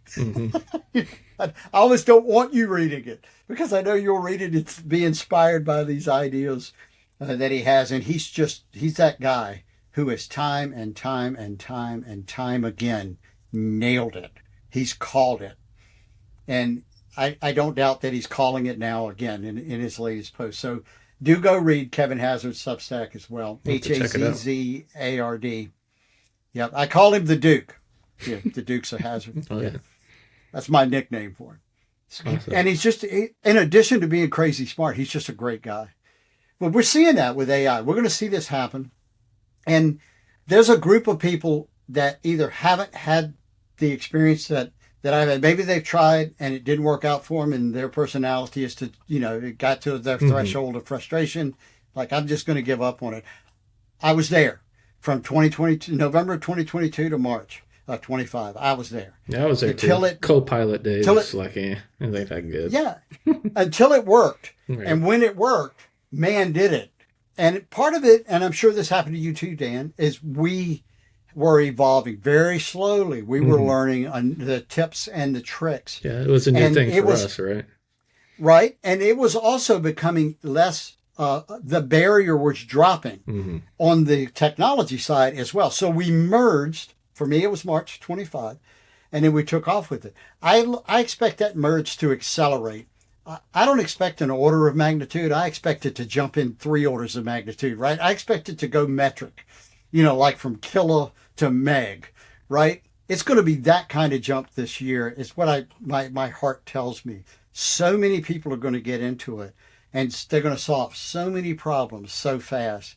Yeah, I'm There looking was, forward to like the infrastructure, like not only code, like clearly the code is yeah, there, but like that yeah. integration of like not only can Claude, just make whatever widget I could possibly dream of, but like actually the infrastructure too, right? This whole other like Right. so it can just be done. So that person doesn't have to set up an EC2 instance and install a web server, like because that's a Well, big part of it imagine too, right? it absolutely, and imagine when it breaks out of software, and it's already doing this, right? Imagine imagine being able to either print yourself circuitry, maybe even a CPU, or design the CPU, have Claude Code work with you or some AI work with you to design a CPU and send it off. One of the projects me and Stephen did is we restored an old Jeep Comanche that I had parked like for 16 years. And he's found a service called, I think it's called Send Cut Send. And there were parts on that Jeep they were like floorboard pieces that Sure. had rusted out Yeah. and were gone. And this is a 1990 Comanche. You're not going to find You need to those send me a parts. And picture if of you did, this. I have to 'Cause send it to you. I have a Jeep Gladiator, so I like Jeeps, so send me a Oh, picture of it. nice. Yeah. We rebuilt that Comanche. He did most of the work. I was moral support and a great tool handler and light holder. That was my role. But he did it. It's long and a great story that we documented. It took him 16 months to get it running. But it's right. It was running, and then it keeps the stuff that keeps going. He's kind of in the beta phase right now. He's putting a transmission in it, and he's realizing he's going to have to rebuild the motor so he can use the transmission to its fullest extent. Send Cut Send, he would draw in one of the free CAD programs that are available now. He would draw the part, send him the specs. They'd charge him like $18 Hmm. to send him back a big custom made complex part with all sorts of things in it. I mean, most of the things he bought were $10 or so. And so he was doing this back. He was working as an electrician back then before he went into the gig with the startup. Imagine being able to do that with a CPU and a GPU, or being able to send off a spec that is the equivalent of the successor. I can't remember the thing NVIDIA just put out, but it's the successor to the Blackwell chip. Just you design it your way. You interact with the AI, converse on your phone with the AI, do that, and then after the design is shipped off, and you're going to pay $20 and get that chip back, and it's going to plug right into a socket and run all of the programs on all of the platforms, all of the OSs that are available at the same time. It'll do all of those, and it'll have a quantum processing unit built right into it, not just a neural, but quantum. And as soon as you tell it to go ahead and send that email, make that order, and take the $20 out of your account, then you start talking to whatever AI it is about the operating system and how you want it to work on that chip. And it remembers the chip design. So it's going to start thinking about, all right, how do I leverage the quantum processing and the neural processing and the GPU and all of the CPUs, the logical processors that are built on here. Maybe even by then, a collection, an array, if you will, of GPUs and NPUs and maybe even QPUs, right? The quantum processors. All of that is on a chip you talked to the AI about, and it arrives in the mail a week later. You plug it in and you begin interacting with it. Maybe it needs a new motherboard. Another $20 that you do that. These costs plummeting are part of the equation.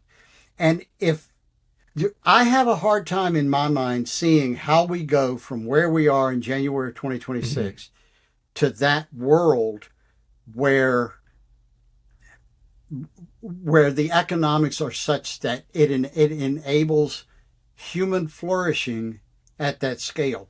I hear people smarter than me saying that they believe that's possible, that we can get to there.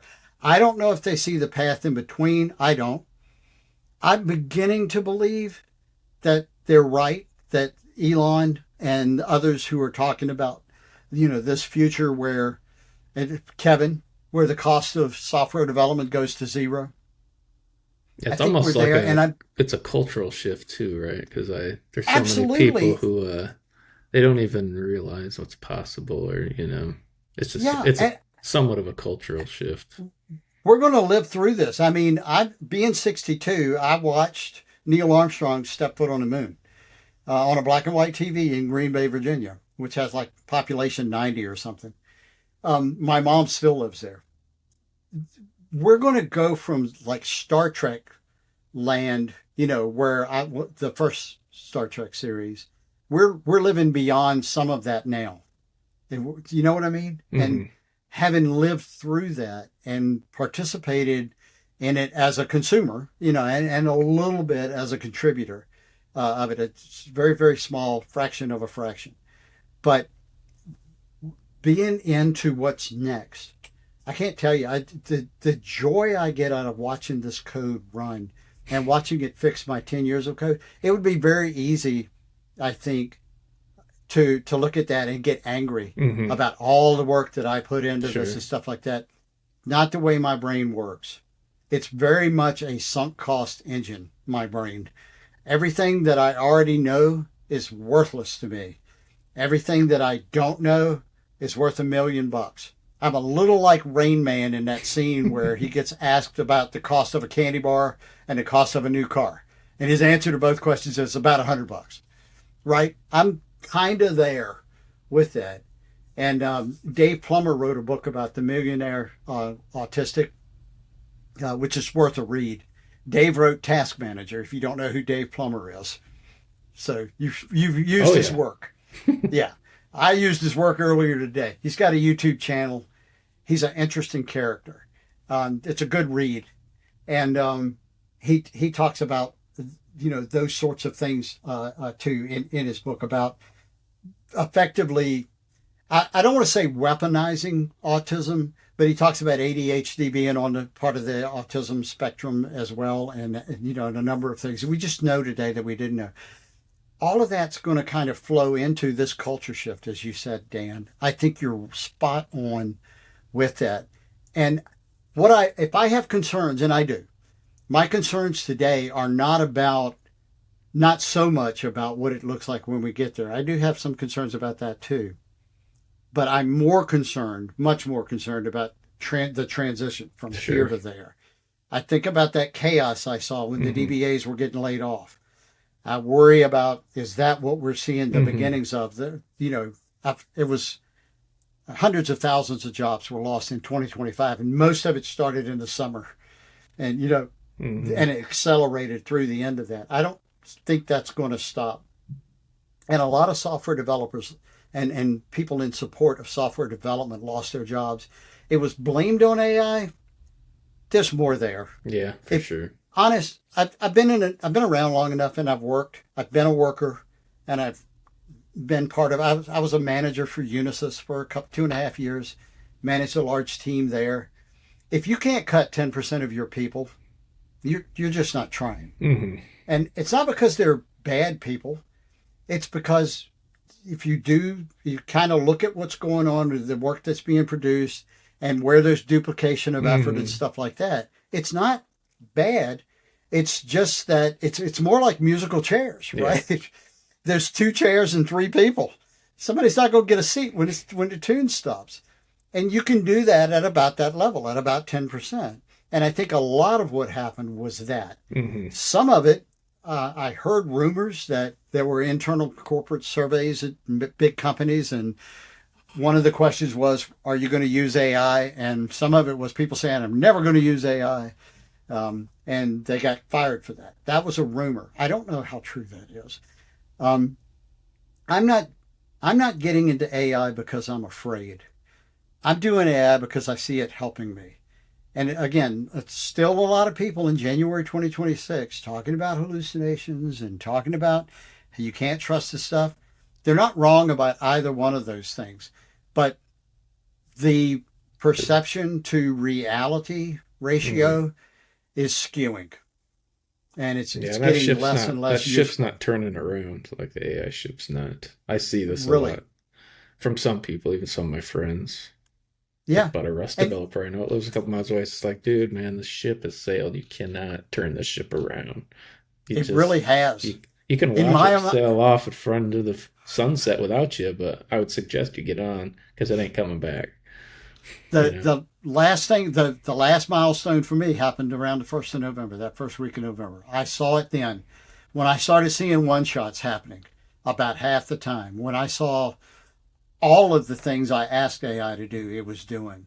And with that, honest, it was a paradigm shift for me. I had to start thinking bigger. I was like, wait a minute. That's where I came up with that analogy I just shared with you, right? Imagine designing the chip, Hmm. designing the motherboard, designing the device, and then designing the system that, the OS that runs it, the software that runs it, and then populating it with a suite of functional, whatever they're called at that time. I'm hesitant to use the word applications, but that's where that analogy come from. That my thinking had to jump, and I think we're going to see something like that. I'm not any good at predicting the future. Hmm. Who knows? My knack is seeing something and going, "That's a good idea. Hmm. That's a gift." Yeah. That and data engineering. Yeah, we'll go That's on the that's AI ride just like we went on the SQL Server ride back in the day. Huh? Just the same that's sort it, of, Dan. just a different ride, I guess. Right? Well, I Good appreciate good you way to say it. joining me today for this podcast. If people want to find out more about you and what it, I'll leave some links into everywhere this ends up. I'll leave links to your website, Substack, whatever. Do you have any I particular appreciate place that. you want people to reach out to you on? LinkedIn, website, Yeah, Substack, whatever? you can you can definitely start at engineer of data, all one word, all lowercase, engineerofdata.substack.com. Okay. That's where my energy is being focused these days. Getting a lot of response, a lot of community building happening there for me. Don't know why but it's just working. I've got Hmm. got over 5,000 free subscribers, Sure. a handful of paid. I'm seeing about a I'm seeing in the neck of the under 1% are paid right now, but I didn't really start the push to add value to Hmm. paying for the subscription. I really didn't start that until last month, and no surprise, I think it was Chat GPT that helped me most with the ideas that are producing. I doubled my paid subscribers, which That's it awesome. went from single digits to the teens. Okay, Hmm. so you got to put that in perspective. But an hour and a half with Chat GPT, what should I do? And then it took me a couple of weeks to build a playbook out there, and that's a paid subscriber benefit now. I It's have how I a build a Hyper-V VM. I have a hard time. Yeah. It's like a, I don't know. It's this pull between I just create stuff and put it out there because I enjoy it. I enjoy talking to people like you, learning myself, just Yeah. sharing it versus like I'm not a good salesman. I'm a better engineer, you know? I'm not a good salesman either, but you're right in that if you don't enjoy it, that kind of taxes Oh anything yeah. you're going to put your hand to, and it's a horrible tax. And I'm seeing that this one of the reasons I'm enjoying vibe coding as much as I am, and have gotten into it as much as I am, is because it's just so much fun. Hmm. So, but Dan, this has been a big honor for me. Yeah. If you go to the Engineer of Substack and you sign up for a free subscription, there's links that I put out. I write more free stuff, way more free stuff than I do anything that is behind the paywall. But there's links to all of the other sites that just come up in the natural flow. I've got a few teams. Enterprise Data and Analytics is my consulting company. I've got a few teams and venues going there, 3 teams right now that are out there actively doing consulting work. And as of June, I was able to stop billing consulting hours myself. First time ever. I've had both time and money. And that's when I really started, cranking the Hmm. gauge over on AI because I didn't have to worry about billing hours to pay the bills. And I hope to continue and expand that. It's kind of cool because I'm just all day long I play right now. That's awesome. So Yeah, I'll put it links to is. all that in the description of whatever you're listening or watching. Let's Appreciate just that, check that. Dan, so much. This was an awesome conversation. Yeah, I we'll have feel to like I do it talked too again. much. Yeah, we'll do it Let's again for do it. sure. Let's do it again. Yeah, in a few months. I'll have learned We'll some see more if about AI. we'll see if we were right or wrong about things, right? That would be awesome. Let's do it.